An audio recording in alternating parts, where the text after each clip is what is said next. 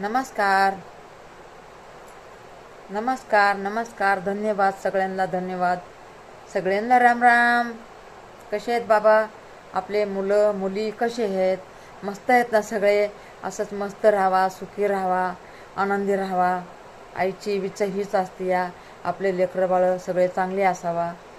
कोणची B I अशीच बोलते हो. बरे लेकरांना कुठं वाटतं हो? लेकरांना नाही वाटत असं काय? हे बघा, काम म्हणजे एक काम असतं बघा. आपण कोणतं बी काम करतो तर कसं देवाचं नाव घेऊनच करतो ना. आपण कोणतं पण आपण काम करतो देवाचं नाव घेऊन काम करतो. पडायची हो महाग मी जागाच नाही महाग. कोणतं पण काम करतो ना देवाचं नाव घेऊन आपण काम करतो. कोणतं बी काम असू द्या, त्या कामापासून आपलं पोटाला रोटी भेटते, त्या कामापासून आपल्याला हे बघा घराला घरपण येतं, त्या कामापासून आपलं माणसात माणूस राहतं, त्या कामापासून आपलं सगळं चांगलं होतं, त्या कामापासून आपलं वाटण ते आपण त्याच्यापासून सगळं करतो. त्या कामापासून त्या कामाला कधीच नाव नाही ठेवायचं आमचं असलं काम आहे, आमचं तसलं काम आहे, असं कधीच नाही म्हणायचं मुलींनो. हे बघा, मी तुम्हाला हात जोडून विनंती करून सांगते, कोणतं पण काम असू द्या ते काम असते बघा. म्हणून नाही का कोणतं बी काम करायचं ना हात जोडून काम करायचं तर सगळं म्हणजे काय सगळंच चांगलं होऊन जाते बघा. आपण जर चांगलं मनात राहिला तर सगळंच चांगलं होतं. आपण जर नुसतं काय होणार आहे काय नाही, काय होणार आहे काय नाही असं जर म्हणत बसताना मग कधीच काय आपलं बनत नाही. हे बघा, हो ना हो आपलं काम आहे, हो होईन की, हो करा ना. आपले जर मालक म्हणले ना आपण असं असं करू, हो होईन की, चांगलं चांगलं होईल असं म्हणत राहायचं. आणि त्याला जर म्हणलं ना आपल्या मालकाला, आता आपल्या घरवालीला आपला मालक काय म्हणतो, आपला मालक म्हणजे आपले आपले मिस्टर, मला काय मी म्हणत असते ना, बरं काय बी असू दे आपले मिस्टर, तर म्हणतात ना अगं हे काम करायचं का आपल्याला? आपण काय म्हणायचं, हो करा की, तुम्ही जे करतात ना त्याच्यात मी राजी आहे आणि ते काम करायचं, ते काम नक्कीच चांगलं होतं आहे. तुम्ही म्हणणार, तुमच्या मालकाने विचारलं अगं हे असं असं काम करायचं आहे, तुम्ही म्हणणार काय होणार, काय तुम्हाला कळतं आहे का, आणि काय बी म्हणताय तुम्ही, असं होतं आहे ना. असं कधीच म्हणायचं नाही बघा, होईन म्हणायचं, होईन म्हणायचं. आणि नक्कीच आहे बघा देव आपल्याकडून करून घेतो, नक्कीच करून घेतो, होईन म्हणायचं. बाकी मग देवाची मर्जी, देवावर सोडून द्यायचं. देवा परमेश्वरा काय करायचं कर बाबा, तुझ्या हातामध्ये आहे. म्हणून आपण कोणता व्यवसाय असू द्या, कोणचं कामाला लागू द्या, होईन म्हणायचं, होईन. माणसाचं होईन म्हणण्यामध्ये एवढी ताकद असते ना, एवढी ताकद असते ना, एवढी मोठी ताकद असते. होईन म्हणायचं, होईन.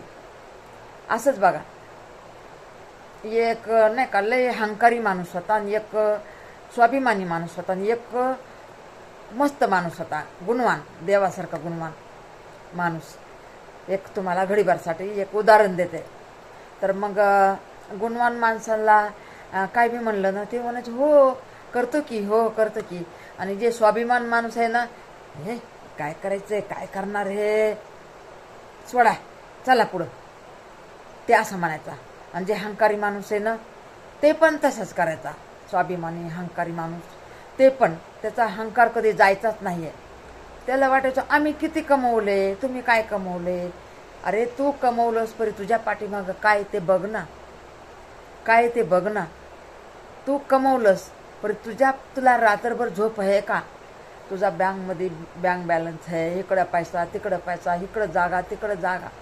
आणि हे स्वाभिमानी माणूस बिचारा रोज करतो, रोज खातो, त्याचे लेकरं सुखी, त्याची बायको सुखी. अरे तुझी बायको एक साईडला बंगल्यामध्ये, तुझे पोरं एक साईडला बंगल्यामध्ये, तू एका बंगल्यामध्ये, तिकडं नोकर इकडं नोकर इकडं नोकर. काय तुझी जिंदगी, तुला कोणाचं सुख आहे? जेव्हा त्या नोकर न द्यावा तेव्हा तो खातो. आणि हे स्वाभिमानी माणूस बिचारा 4 लेकरा बाळामध्ये मस्त आपला खायलेला आहे, 4 लेकरा बाळामध्ये मस्त सुखी जीवन जगायलेलं आहे. ह्याला तर म्हणते स्वाभिमानी मनुष्य जन्म. असं तर स्वाभिमान असतं बघा. म्हणून नाही का स्वाभिमान नसू अग्र असू परी हुला हा म्हणायचं, हुला हा म्हणायचं. त्याच्यामध्ये माणसाचं सगळं होऊन जाते. असंच बघा, एक शेतकरी होता. तर ते आणि त्याला लय जमीन होती, 50 एकर जमीन होती. आणि दुसरा एक शेतकरी दादा होता, त्याला जमीन आपली थोडीच जमीन होती, पण ते थोड्याच जमीनमध्ये एवढं पीक काढायचं ना. त्यांनी हिर पण खणली त्या जाग्यामध्ये, थोड्याच जागा. 5 एकर ह्याची जमीन, या गरीबा बिचाऱ्याची, गरीब दादाची 5 एकर जमीन, आणि श्रीमंत दादाची 50 एकर जमीन. मग त्याचं परिवार बी मोठं आणि सगळंच मोठं. आणि हे नुसतं आपलं जे करून खातात ना, त्याला उगत ढुसण्या मारायच्या, टोचा मारायच्या, टोचा मारायच्या, टोचा मारायच्या, टोचा मारायच्या, टोचा मारायच्या. का की माझी 50 एकर जमीन आहे, माझी 50 एकर जमीन आहे, माझी 50 एकर जमीन आहे सारखं. अरे तुला तर काय आहे, 5 एकर जमीन आहे, 5 एकर जमीनमध्ये तू काय करणार. ते म्हणायचा 5 एकर पण माझ्या मायबापांनी मला कमवून ठेवली ना, माझ्यासाठी ते लई आहे. माझी ते 50 एकर नाही, माझी 100 एकर जमीन, माझी 5 एकर नाही ती. मी त्याला 100 एकर समजतो. का तर मी 100 एकर सारखा त्याच्यात माल काढतोय. आणि ते बरं, तो माल कसा काढतो. मला तर 50 एकर आहे, माझा तर लय माल निघतंय. पण देव भरभरून ह्याला माल भरपूर द्यायचा. 5 एकरमध्ये माल एवढा भरून द्यायचा की नाही का, त्याची जुळी भरून सध्या सांडायचा. म्हणजे त्या गाड्या असायच्या ना, पहिल्या बैलगाड्या असायच्या, त्या बैलगाड्यामध्ये माल अशी ठेल लागायची, रांग लागायची गाड्यांची. आणि ह्याचा माल व्हायचा, ह्याच्या एवढा पण ह्याचा माल नाही व्हायचा. तर का तर ह्याचं एकीकडं बंगले, दुसरीकडं लेकरं, तिसरीकडं बायको, स्वतः दुसऱ्या बांगल्यात, तर सगळे हंकारामध्ये, सगळे हंकार. आणि हे स्वाभिमानी माणूस कसा होता की बाबा माझं थोड्यामध्येच मला बस झालं, त्याला देव भरभरून द्यायचा स्वाभिमानी माणसाला. बघा असं असते हो. आणि मग त्याचं 50 एकर होते ना जमीन, 50 एकरावरला ते 5 एकरवर आला हो ते माणूस. 5 एकरवर आला, 5 एकरवर आला. नंतर तर 3च एकर राहिली त्याची, 3च एकर, 3 एकर राहिली त्याची जमीन. बघा मग कोण मोठं आणि कोण छोटं, कोण स्वाभिमानी कुठं गेला, हंकारी कुठं गेला. बघा असं असते हो. म्हणून नाही का, स्वाभिमान करायचा प्रेमाचा, स्वाभिमान करायचा रोटीचा, स्वाभिमान करायचा आपल्या पाहुण्या रावण्याचा, स्वाभिमान करायचा आपल्या लेकरा बाळांचा, स्वाभिमान करायचा आपल्या मायबापाचा. जेवढं बी मायबापाला करताना तेवढं तुमचं असं भरभरून देव देणार ना तुम्हाला की ठेवायला जागा नाही राहणार, जागा नाही पुरणार. असं असतो. घरात मोठं माणूस असलं ना, बात अलगच असते हो. तरी कळणारला आहे हो. ज्याला कळन तेच मोठ्या मनाचं होईल. तरी त्याला कळावा. माझं तर म्हणणं आहे, जे मायबापाला बघत नाही ना त्याला कळावा. देवा परमेश्वरा त्याला सत्याची बुद्धी दे, कळू दे त्याला, नक्कीच कळू दे देवा. कवर त्याला अहंकारामध्ये ठेवतो, त्याला पण काहीतरी त्याच्या मनामध्ये चांगली इच्छा दे, त्याच्या मनामध्ये भावना दे देवा परमेश्वरा. भावना तर दे ना, चांगल्या भावना दे ना. ते बी तर तुझंच लेकरू आहे, हे बी तुझंच लेकरू आहे देवा. आम्ही पण तुझंच लेकरू आहेत, देवाचे सगळे लेकरं आहेत. आणि बघा झालं आता माल एवढा पिकायचा, शेतामध्ये भरपूर माल पिकायचा. तर मग आता 50 एकरवरचा 3 एकरवर आला. आणि हे 5 एकरवरला 100 एकरापर्यंत गेला, 100 एकरापर्यंत. नंतर आला 50 वर, नंतर 100 वर. असं करून करून त्याने किती घेतलं आणि किती नाही. परी त्याने कधीच कोणाला असं की वरीमुंडी करून बोलली, एवढा बी करोडपती झाला परी वरीमुंडी करून त्यांनी कधीच नाही बोलला.